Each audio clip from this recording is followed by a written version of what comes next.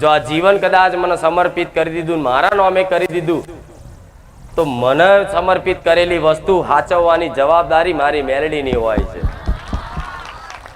કોઈ પણ વસ્તુ કોઈને સાચવવા આપો તો એ જેને વસ્તુ આપી હોય એ સાચવવાની જવાબદારી એ સામેવાળા વ્યક્તિની હોય. એ રીતે તમારું જીવન મને આપી દો ને, સમર્પિત કરી દો ને, તો તમારું જીવન સાચવવાની જવાબદારી મારી છે. તમારા જીવનમાં સુખ દુઃખ તો આવતા જતા રહે છે, પણ સુખમય જોડે રહીશ ને દુઃખમય સારી આટલો વિશ્વાસ રાખજો. દુઃખ તો હું માતા છું ને, તો એકદમ તો તમે વિચારશો 5 રવિવારમાં તમામ દુઃખ મટી જશે, તો ના, એવું નહીં થાય. નહીં થાય, હું ચોખ્ખું કહેવા વાળી છું. બધા તો જે કહે, પણ હું સોલંકી પીઢીની રોમવારી મેરડી હું ચોખ્ખું કહેવા વાળી છું. 5 રવિવારમાં તમારા તમામ દુઃખ દર્દ દૂર થાય. આ જીવન કોઈ કાયમ માટે સુખી થવાનું નથી.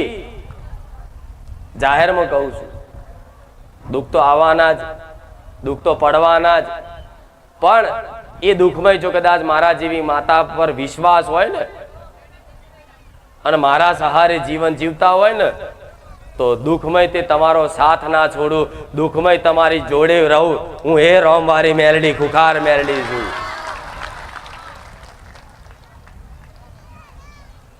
જન્મથી જ્યારે જન્મ થયો ને તારે તે વિધિના લેખમાં તમારા સુખ દુઃખ લખાઈ ગયા પહેલેથી જ.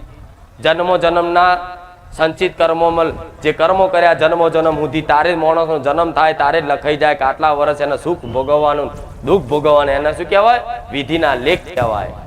હવે વિધિના લેખ કોઈ પૂછી શકે? એ જે લખાઈને આવ્યું છે એ તો બનવાનું જ તમારા જીવનમાં. તમારા જીવનમાં લખ્યું હશે કે આ દુઃખ આટલા સમય સુધી વેઠવાનું, તો તમારે વેઠવું જ પડશે. પણ જો કદાચ વિધિના લેખમાં તે કદાચ મેક માર્યું હોય ને, તેવી જબરી ભક્તિ કરી જોણજો. ગોડા હું રોમવારી મેલડી બેઠી છું.